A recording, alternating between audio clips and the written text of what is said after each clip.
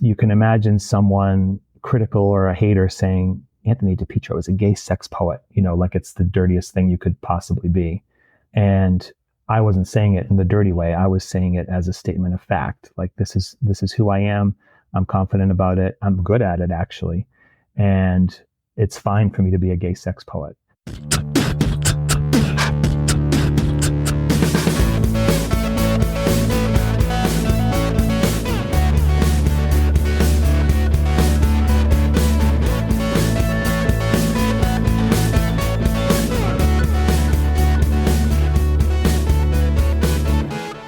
Hello, my LGBTQs, and welcome back to another episode of A Jaded Gay.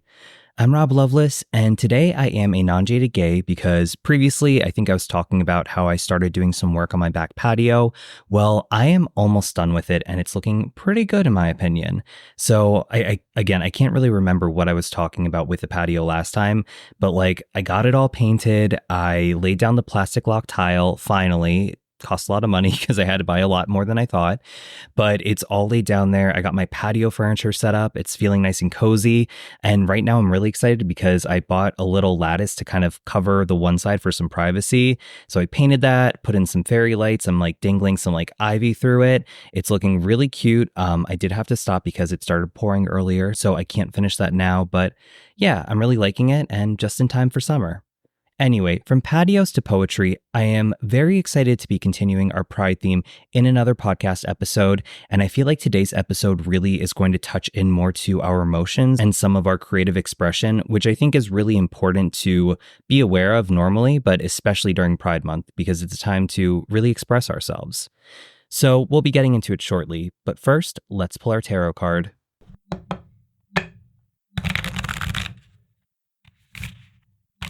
Ooh, so we drew a major arcana card for today's episode, and actually I think this is the second major arcana card we drew for the month of June, so Pride is a big major arcana month. Anyway, the card we drew for today is Judgment in Reverse. As a reminder, major arcana cards are indicators of big life changes or events. Judgment is the number 20 in the major arcana, and it's the second to last card in the suit. Remember, we start with the Fool, who has a value of 0, who is beginning a journey and learning new things with each card in the major arcana. And it ends with the World because at the end of life, you've experienced it all, and that's when a new journey begins. So we're close to completing a cycle or journey, but we're not quite there yet. Also, with the number 20, we add double digits together, which equals 2, which is tied to duality, partnership, and choice. Now, in the major arcana, the High Priestess is also number 2, so there are some tie-ins between these two cards. In astrology, Judgment is tied to transformation, death and rebirth, and power, but when we draw this card in reverse, it signals self-doubt and resentment. So this card is suggesting that we might be repeating patterns without learning important lessons from them. I mean, how does the saying go? Insanity is repeating the same thing over and over and expecting a different outcome. So when we draw this card, it's telling us to take some time to reflect inward, because if we really allow ourselves to look inside, we'll be able to understand some themes that have appeared through our life. And in understanding and addressing those themes, we can understand what actions we need to take to achieve the outcomes we've been working toward and what is best aligned with our goals. And Judgment in Reverse can also be telling us that we've been too critical on ourselves. We may be too hard on ourselves and sending ourselves negative messages. So again, when we look inward, we should do so with kindness and see if our overly inner critic is one of those themes appearing in our life causing self-doubt. And regardless of what those themes may be, because they are going to be all unique for all of us, this card is a call to action to find ways to break those cycles so we can achieve our full potential. And with that in mind, let's get into the episode. I am very excited to introduce our next guest. He is a gay sex poet and arts administrator, and his newest book, Kiss and Release, was just published earlier this year. Please welcome Anthony DiPietro. Hi, Anthony. How are you? I'm great, Rob. How are you? Doing well, thank you. Thanks for coming on today. Absolutely. I'm excited to be here. Awesome. Glad to have you here. Well, kicking off the episode, can you tell us about how you identify, your pronouns, all that fun stuff? Sure. I'm a gay cisgender man, use he, him pronouns. I'm 44. Today I'm non-jaded. And I work full-time as the deputy director of a modern and contemporary art museum, which is the Rose Art Museum at Brandeis University. outside Boston. And I live with my partner, Matt, and a bossy, neurotic cat that I hope won't interrupt us. And I'm a poet and writer whose first book, Kiss and Release, just came out in February. Very cool. You beat me to the punch. I'm glad to hear that you're a non-jaded gay today. Can you tell us why? Well, I'm excited. It's about to be Pride Month, and I love talking about the book and getting in that Pride spirit. So I feel good about things today. Always glad to hear. Well, as you mentioned at the top of the episode, your most recent book, Kiss and Release, came out. So before we get too into that, though, can you just tell us a little bit about your career as a writer? Yeah, absolutely. Like many people, I was writing from the time I was a teenager, but I didn't really know what the career path was. I did study it in college, but then I felt like I needed to follow, something that was more of a straightforward career. So I developed a career managing community nonprofits after college. And I did like summer workshops on my writing, but I wasn't really getting better at it. And I always dreamed of going back to get my MFA in creative writing. So I finally did that in 2016. So that was kind of my turning point year. I went full time to Stony Brook University in New York. I did full time because I really wanted to find a writing community. I hadn't had that in my undergraduate years. And I definitely got that when I went to Stony Brook. And I was 36 years old at that point. So I came in with something to prove, and I kind of like learned what I could right away about the publishing industry and started kind of hustling to get my poems published. So I got about 100 poems published over the next 6 years in literary magazines and journals. And by then it was 2021, and I put out a small chapbook with Seven Kitchens Press. Which is just a book that's like small enough to be staple bound or stitched together. So this was 15 poems that were all about kind of my life in the pandemic. And that same year, 2021, is when Kiss and Release went under contract. So I've been working on getting that ready for publication, and just got it out this year with unsolicited press. That's awesome. Congratulations. And you were mentioning about writing all those poems. So in your own opinion, how would you define poetry and what it is? Yeah. I could define poetry in a lot of ways. In the past, I've conceived of a class where we would spend one day talking about how poetry is visual and relies on image, and puts pictures in your head. And there's also the visual of how it is looking on the page. And a whole other day could be spent talking about its musical qualities. And I would spend another day talking about just like, what is the line in poetry, and what are lines and line breaks for, and why is that so essential to poetry? But when I thought about it in the context of today's conversation, poetry is a queer form. It's kind of the outsider when you think about different forms of writing. It looks different on the page. It insists on those line breaks, and it usually kind of speaks very differently than prose. So, no one thinks twice about picking up a novel or a memoir or maybe even a book of essays or articles, but poetry feels to a lot of people like you have to learn another language to access it, which I think is too bad. And in my own book, I tried to be more accessible. I kind of value accessibility in poetry. And for most people, most poets that you would ask would say that heightened emotion is part of the definition. And I go back and forth on that because there are also poems that are kind of more interested in an intellectual side of things or making an argument. But for me, when I'm writing, I'm thinking about what's the effect that I want the reader to have, which usually is some emotional effect or some effect that I want to create through not just storytelling, but the image, the music, the pacing, and how I lay it out on the page. So with poetry, I have all those tools, available. I think you kind of touched upon that answer a little bit, but why do you like that genre? Well, it's funny because when I was an undergrad, I used to write in all genres. And then when I was an undergrad going into my senior year, you had to apply for your thesis credit. And you could apply in different genres. I applied in poetry and fiction, and I was only accepted in poetry. So I felt like that was the faculty of my college telling me, like, you're a poet, lean in this direction. I really can't, I'm still bad at writing a story. I'm bad at plot. I tend to confuse backstory with story. So like, I find it more interesting to know, what your deepest, darkest secret was when you were a child versus like what's going to happen to you tomorrow because of what happened today. So with plot, you have to think about that cause and effect and what happened first, second, third, and it sort of just doesn't interest me. So So anyway, all that is to say, I don't mean to like denigrate fiction, but I just seem to be a more natural poet, and poetry to me is much more versatile. Um, I feel like it can do just about anything, and it's also a form that's kind of mysterious. Like I can keep going back to a poem if I feel like I understand it or I don't understand it. I can keep going back to it and keep learning more about it.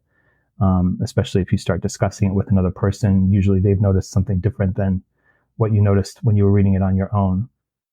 And the other thing I like about poetry is that it's kind of this tradition that I get to step into. Like, I feel like I have a lineage as a poet, not like New York school or something with a name, but what I do as a poet is informed by what I love reading and the poets that make me feel something. I try to learn their techniques and learn how I can put that in my own voice and how I can try to push that forward in my way. And how has your identity as a gay man played a role in shaping your poetry? What I learned when I got to grad school was that I was lucky because I kind of already had subject matter, and some of that was about being gay, but some of it was, I grew up with mental illness in my household, and I had a partner who died young, and that had happened already when I got to grad school. So I had, more than a decade of kind of adult after college life experience, and I'm not saying it's good or bad to kind of write with much more experience or not, but in my case, it just meant that when I would sit down to write, and kind of confront what I was going to learn today about my craft, I was never at a loss for words. And,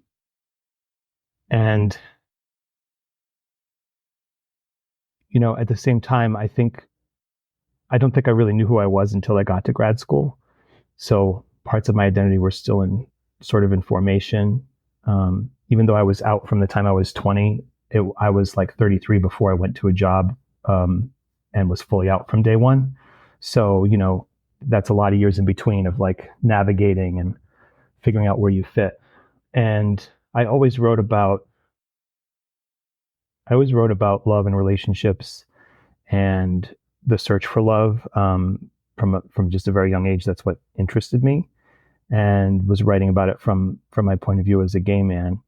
I had written a complete manuscript before Kiss and Release. That was my grad school thesis. And those poems were really all about love and longing and kind of the search for a stable sense of my identity. And those were good poems, a lot of them, but the manuscript didn't really let in the outside world. It was really just kind of me talking about me. And with Kiss and Release, I think I figured out how to kind of let the world in, and how I speak about the world, how I contend with the world. Now that the book is out in the public, I kind of have to remind myself that the book isn't me. It's not my actual self. But at the same time, it feels so vulnerable and there is a lot of overlap with, who I am and what's in the book. But I've learned from wiser poets than me that you can only be the writer you can be. You can't kind of get there by imitation or trying to be someone else. So, in that sense, the book is completely gay. The book is completely related to my identity. Are there any specific queer poets or writers who have influenced your style or approach? Definitely, quite a few of them. So I wrote recently a Substack blog for my publisher on books that I read that I cherish, and I couldn't have written Kiss and Release without them. So most of the poets I named there are queer poets like Federico Garcia Lorca and Paul Monet, who are both gone now. James Baldwin, also gone. But I actually intervene with words from his novel Giovanni's Room in one of my poems. And there's also living poets that I follow and who've helped me with my career. Jericho Brown is one who's a big influence. Also Sam Sachs.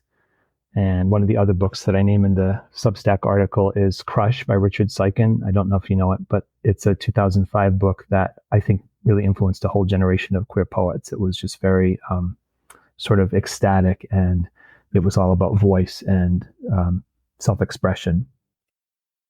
And a couple other poets who influenced me are Aaron Smith and James Allen Hall, who have a hilarious podcast called Breaking Form, which is all about poetry and what it is to be a creator in our culture. their tagline is "We're not for everyone," which I love. It's certainly very queer content and is definitely for poetry nerds like me. You had mentioned it a little bit before, Kiss and Release. It's your poetry book that came out earlier this year. So what inspired you to write it? Yeah, it's interesting because, like I said, I had done this manuscript that was supposed to be it became my thesis for graduate school, and it was pretty much done when I got into my last semester of grad school. So I had put together, the best 50 something poems I had written in that kind of short time period. And a lot of them had already been published, which was like an extra validation that these were indeed, good poems.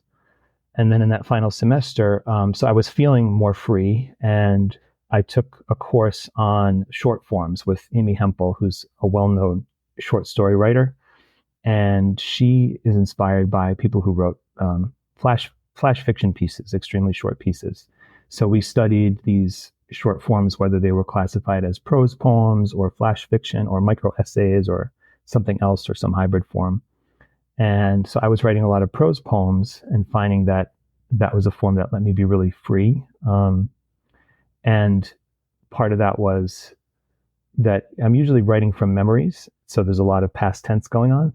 But now I started writing about what I was actually feeling and going through at that time.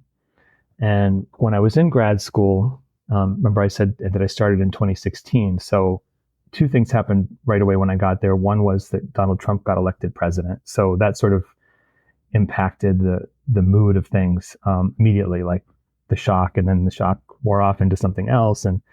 But a sense of uncertainty. And also I started grad school. I had a boyfriend at the time that I thought I was going to marry, but we did the long distance thing. And before one semester was up, he decided that he wasn't comfortable with the distance, and we broke up. And it was very much kind of like a La La Land breakup. Like at the end, he was kind of telling me, you have to follow your dream and see where that takes you. And kind of, maybe I'll be here, maybe I won't, maybe I have to follow my dream too.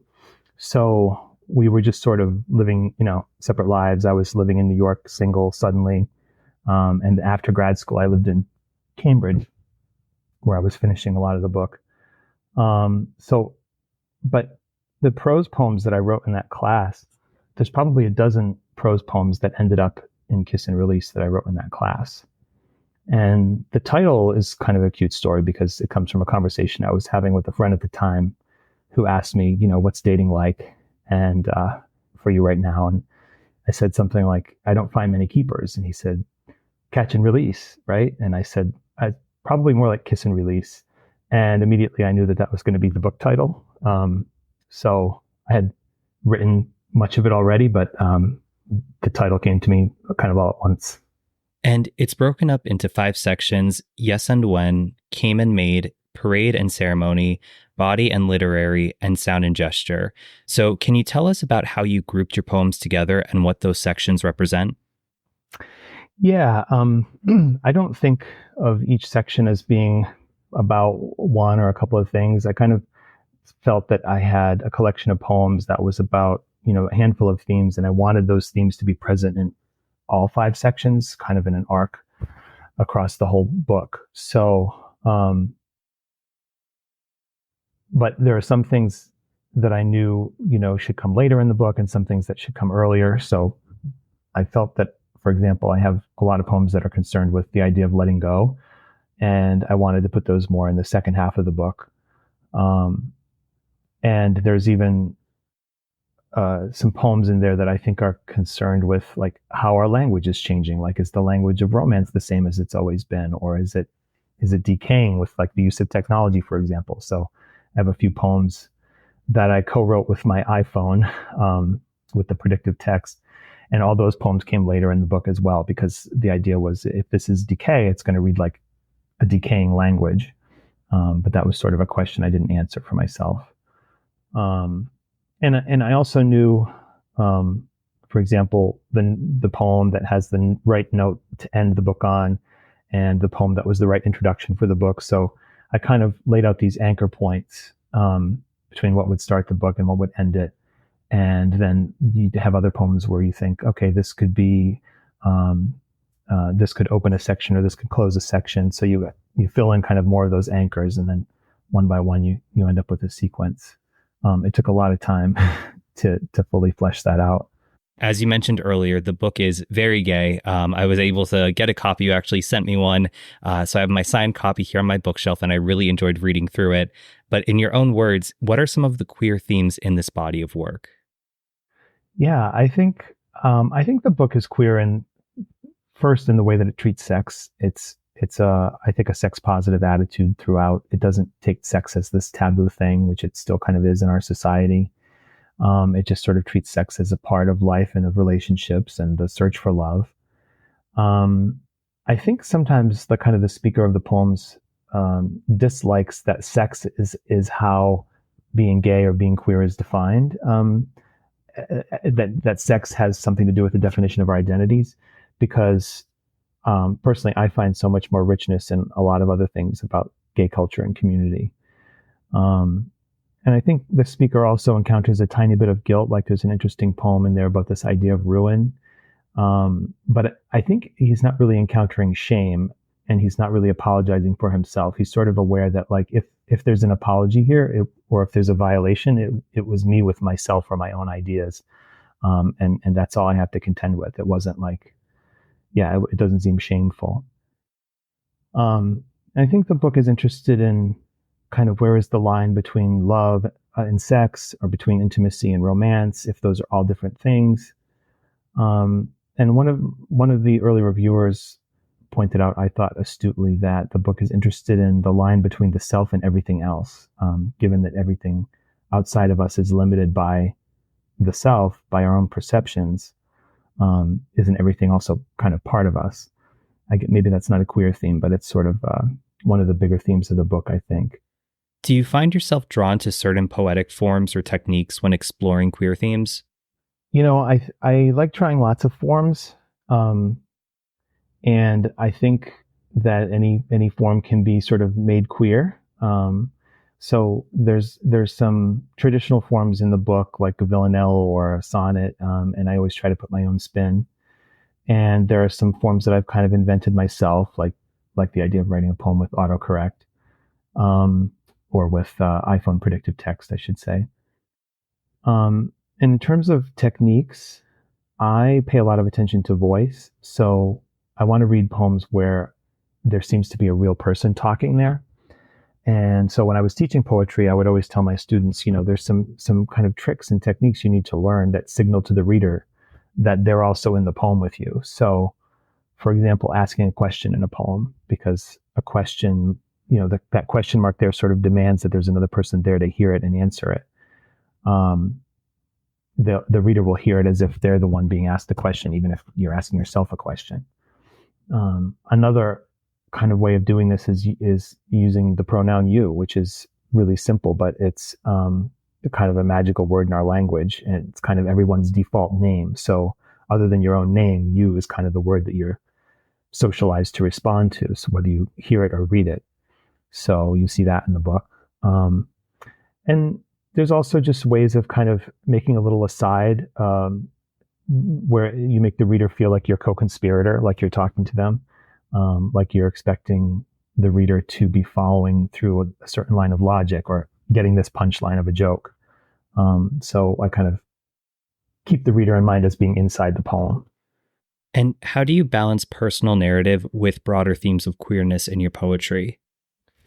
I think that's an interesting question, because, like I said, I had this sort of failed manuscript, or that never got published. That was really maybe too personal, or too concerned with the personal and not with anything else. But I'm finding that I seem to be a storyteller. Like that seems to be my way into most poems. Because even if you want to write a poem about an emotion, it's usually the drama of the situation that kind of creates the emotion. So there's lots of beautiful lyrical poems there that are out there, say about grief or about love or whatever, and they can be full of metaphors and mood. But if the reader doesn't know what it's about, maybe they don't know it's about grief, or maybe they know it's about grief, but they don't know what that relationship was. Those are things, those narrative details And relationships are things that will make it more powerful and nuanced, I think. Is this about your father or your husband or your childhood friend? Or what age were you when this happened? So that's all narrative information that to me is like important to find ways to include into my poems. So I kind of start with telling my story, and then the rest just comes. And I just trust my point of view to take me there, and that my queer point of view will always come through. One poem that really resonated with me was Love is Finished Again, first movement. And one of the lines is, your ears can't tell exactly when its sound has ended and another has taken over. And for me, I interpreted that as when you're with someone, you don't necessarily kiss them knowing that it's going to be your last kiss. And after a relationship is over, you don't necessarily know when you're going to be over that person. But eventually you meet someone new who you're excited about, and you can think back to the past relationship, but it doesn't hurt anymore thinking about it. And there's no longing for that person anymore. So I was just curious, what inspired that poem? Yeah, this is interesting because it wasn't sort of inspired by a personal narrative. It's actually from another poem. So the title "Love is Finished Again," which is almost a poem in itself because there's layers within that phrase, is actually from a Yehuda Amichai poem. Yehuda Amichai was like the national poet of Israel, like the way, say, Pablo Neruda is your quintessential Chilean poet. Amichai wrote really successful poems, both in the personal vein and a political vein. And I got interested in him and read a book that was spanning his entire career. And I found this really humble poem, Love is Finished Again. It's 15 lines, it's 3 stanzas with maybe 1 or 2 central images in each stanza. So the first line is, love is finished again, like a profitable citrus season. So this idea that you had something good, but it was temporary, but you might have it again next year. And the poem ends with this image that I found very complicated. It's the sound of a fork clattering against a porcelain plate, beating an egg yolk with sugar for a child, clattering and clattering. And the repetition of clattering at the end almost makes that sound kind of go on forever. And I was interested in, why is there a child in the poem? Is that the poet himself remembering his own childhood? Is the child the product of a love that's now finished? And if so, then is the poem really about lovemaking, not just love? So I had all these questions, and I just started writing my way into it to sort of solve the puzzle for myself of what this poem meant. It was just really huge to me, and I couldn't put my finger on why. So the idea of finished is a temporary state, but the word again indicates that it has come before and it will come again. So it's temporary, but also cyclical. So I was trying to write my own images that conveyed that same kind of understanding. So you'll find in the book that many of my images start with sound, but I also travel to lots of places. I look at nature and weather. I go into politics. I think about the idea of home. And so this poem ended up, my version of Love is Finished Again ended up with 11 sections that each have a central image or a few related images, similar to the original, but I gave each section a different form or shape. And I wanted the poem to have lots of space. So I separated each section onto a new page. And that 11-page poem got published right away by Breakwater Review. And then when I went to put together the book, that was the first time I decided to break it up differently to kind of give it even more space. So you don't get 11 sections at once, like somewhere in the middle of Kiss and Release. You get 7, what I called movements, broken up throughout the book, which I think gives the reader a place to pause and kind of breathe. I've been getting a lot of good feedback about the way that the poem unfolds in the book, that they like it, that they kind of, when they finish a section, they look forward to the next one. And I think it's been some people's favorite part of the book. And then in your other poem, Yours, there's a line that I thought was really interesting. And it's, sometimes a guy rubs against me and my mind just attaches to sadness at that moment. Can you tell us about that? Yes. So as you know, that moment kind of interrupts, and what's happening in that poem is an inner dialogue about how the speaker wants to get with his friend, who he thinks is hot, and it's a married guy and a straight guy. And he's thinking how strange it is that he wants a straight guy. And then after that passage that you read, he says, a mud splattered truck screeches up to the stop sign, and I hear twang twang of country guitars. So that image could be read as something that actually happens that kind of interrupts his train of thought while he's sitting there reading his emails and deciding whether he's going to go for this tryst with this guy. But the way I read it, I can't help but read it as the truck is in the speaker's mind. It's sort of like the arrival of a memory. And memory brings sadness to his mind because of all the failed loves, all the loves that are finished again. At least when this happens to me in my life, it's a feeling of personal failure. It's definitely enough to ruin a date or a day that's otherwise been good. So I think that's what I was trying to say there. Do you have a favorite poem in Kiss and Release? I definitely have poems that are my babies. I have a few. One that's really easy to love, I think, is Draft Divorce Decree. I just looked this up last night, and the original title was Poem That Is Really Just a List of Places.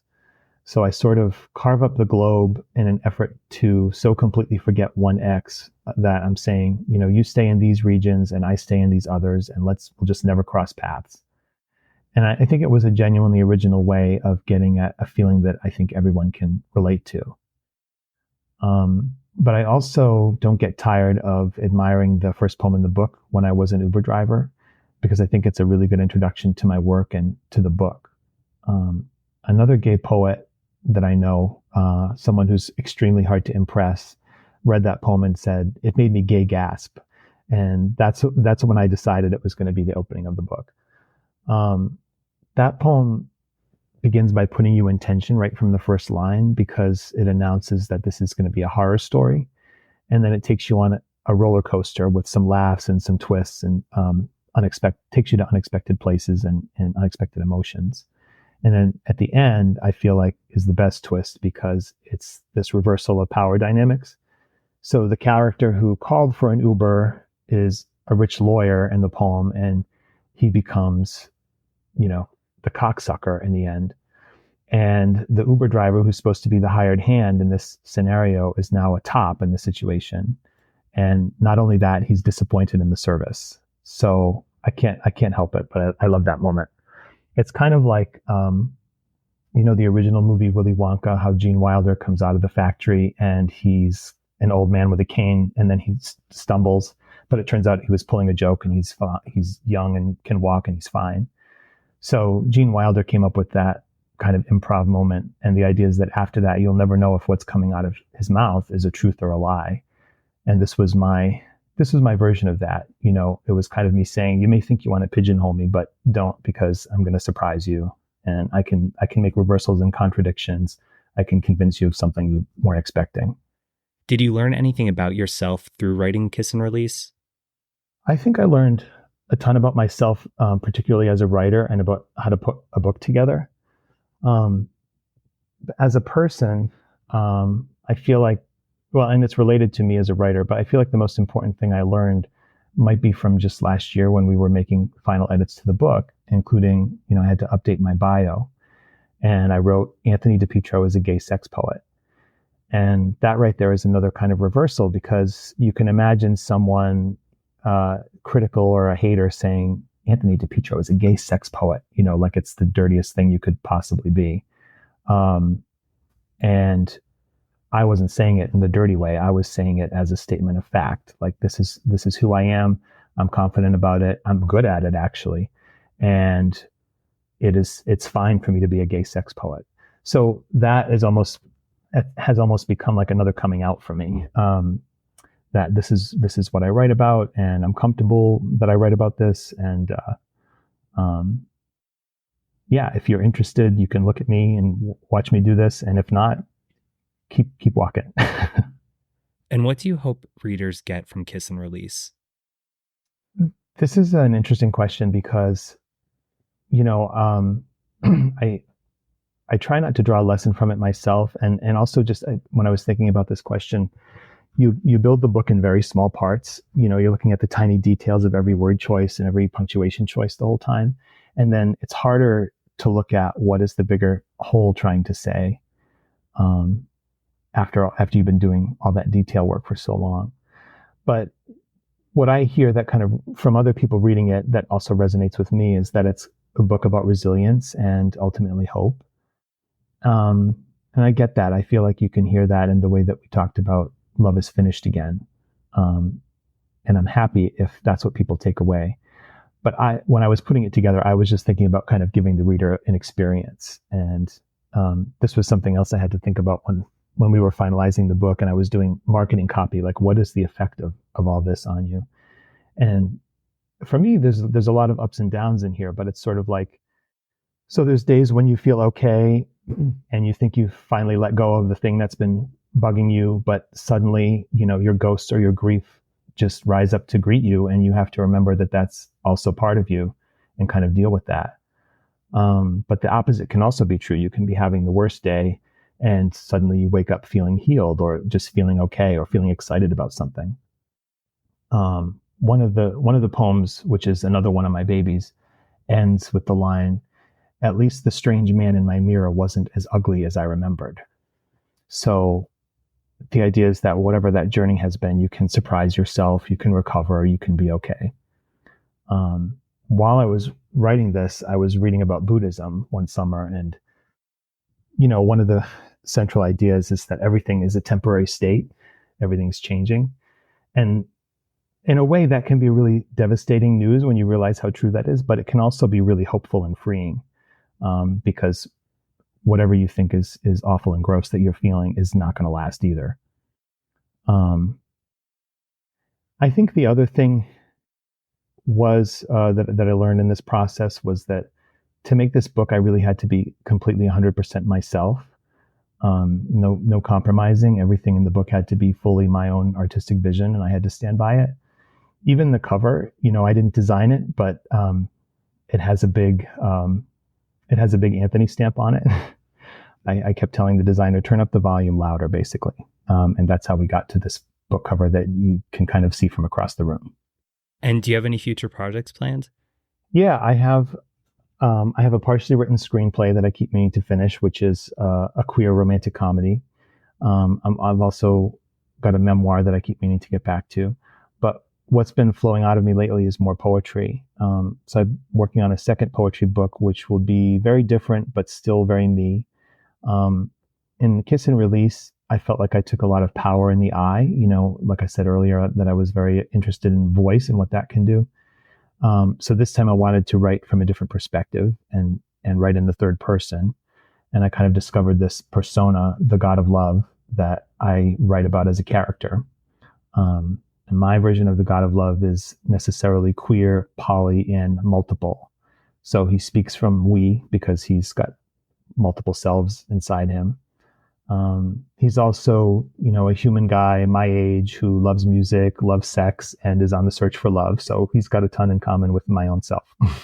And I'm very excited by that screenplay. I mean, hopefully it'll be in theaters in a few years and we could have you back on to do another episode on that. I would love that. Well, can you tell us, it is June and Pride season. So can you tell us how the work you do, especially within Kiss and Release as a gay man, how it exemplifies Pride? Yeah, while I was writing this book, I got some great advice from another gay poet, Jericho Brown, who I was at a workshop with in 2017. And he was suggesting some edits to one of my poems, actually the poem Kiss My Lisp, which ended up in the book. And he was like, you could cut this, you could shorten that line, etc. But I have a bigger question. He said, why are you being defensive here? And why in this line, why are you hiding? In this line, why are you apologizing? So, and this is a poem that's not even about me. It came out of a prompt, and it's a character that I sort of invented. So the biographical details aren't mine, but I was still sort of having to apologize for him for his behavior. And yet Jericho Brown could pick up on that. And he was saying, why are you putting shame in this poem, essentially? He was saying, not only don't apologize, he was saying to be who you are and turn it up to 100. And that is advice that I truly believe I could never have gotten from a writing workshop filled with mostly straight writers. I couldn't have gotten it at my MFA program. And it was some of the most valuable advice I ever got. I think about it every time I write, although it's part of me now. I don't have to necessarily consciously call it up. But I love that advice. And tying it back to the tarot, judgment in reverse, it's telling us to look inside because we may be repeating patterns and not achieving what we want to. And that's because we're trying to do the same thing over and over, hoping that we'll get a different outcome. So this card is calling us to look within, which can be uncomfortable sometimes, to see if there's been any themes that have appeared in our life. And if there's any negative cycles, find ways to take action to break those cycles so we can achieve our full potential. And just like Anthony talked about in the title of the book, Kiss and Release, we kiss a lot of frogs, and sometimes dating feels like catch and release, where you kind of have to let go of whatever love or whatever feelings you thought you had for someone. And it is sad, but with each person we date, good or bad, there are experiences there we learn from, and it teaches us things about ourselves. And maybe sometimes if we've been unsuccessful in dating, it's because we find ourselves in the same patterns. I'm going to call it myself because my therapist told me this the other day. I've had a tendency of being attracted to emotionally unavailable people because I was afraid of getting too close. So with them being distant from me felt safe. But then once I started falling for them, I wanted them to be open with me and closer, which obviously wasn't going to happen. So then I'd freak myself out and get all anxious because they were distant with me. And maybe that's something that sounds familiar to you, but it's a pattern that I'm working on breaking because obviously if I do want a fulfilling, healthy relationship, I need to allow myself to be vulnerable and get close to someone, even if that feels uncomfortable. So that way I can really accept that love in for a reciprocal relationship. So that's something I need to look within for myself and work to break that cycle. And you may have yours as well. And reading through Kiss and Release, reading the poems through there, I'm sure you'll see all instances of, all different types of love. And again, sometimes that involves saying goodbye to love, which can be a painful thing to do. But through all those cycles, through all those journeys, we're learning something new. Just because one relationship ends doesn't mean that that's it for us. It's just like the major arcana. We start with the Fool, beginning a journey, which you can kind of think about the phases of starting to date somebody new, at the beginning when everything's exciting. And sometimes you reach the end of that relationship and the timing can be different. Maybe it's a month, maybe it's a year, maybe it's, 10 years. But eventually, maybe you'll come to the end of that relationship and you'll reach the end of that major arcana. And when that cycle ends, when the relationship ends, it's sad and you're going to have to let go of some things and maybe address some patterns within. But that doesn't mean love is over for you. It means that you're just getting ready to start on a new journey. And through addressing those themes in your life and breaking any negative patterns, it's going to be setting you up for a better journey in the future. And Anthony, thank you again so much for coming on today. Can you please tell the listeners where they can learn more about you and your work and connect with you? Absolutely. I have a website, which is anthonywriter.com. And there I have links to some YouTube and some SoundHound, so you can hear me read or see me read. And I actually have so much going on right now with the book tour that the website isn't always up to date. So the very best way would be to follow me on Instagram, where my handle is ant.providence. And to close out the episode, can you read us one of your poems? Absolutely. I'm going to read Unrequited Fuckboy. The way I love you is only possible because I know next to nothing about you, boy from the neighborhood. I know your eyes that look as if you wear permanent eyeliner. I love the lashes that protect them and could swat a fly from across the sunroom. I know your rules like condoms, no exceptions. While we make love, I insist you look deep in my eyes, and if you force me to insist one more time, I may playfully slap your cheek while I whisper, what is more intimate than a whisper? What is the real reason you can't love me back? Is it your white-collar family with their sailboat in the bay and summers on the island? Is it because I prefer the taste of artificial coconut to your unsweet, earth-safe organic water? Mumbler, your mouth barely opens whenever you speak. Will you never make clear declarations? Will all conversations be bedroom conversations after I render you too tired to leave? But you do leave whenever I suggest you stay. Will you never stay from first whiskey until next day? Will I never write an aubade, a poem for lovers who part at dawn? The only poem I know how to write is the aubade's opposite, a fragment of two queers cruising after midnight. Again, that is a poem from Kiss and Release by Anthony DiPietro. Anthony, thank you so much for coming on today. Thank you, Rob. And for all the listeners out there, make sure as soon as you're done listening today, you go out and get a copy of Kiss and Release. And you know the drill. Please feel free to reach out to me if you have any questions or feedback about the episode, rob@ajadedgay.com. Also, please remember to rate, review, and subscribe. 5 stars only. I greatly appreciate it. Also, check out the website, ajadedgay.com, for more information on episodes, Anthony and other guests, links to merchandise and socials, all that fun stuff. You can connect with the podcast on Instagram, TikTok, SoundCloud, and YouTube at @ajadedgaypod. You can follow me personally, Rob Loveless, on Instagram at Rob_Loveless.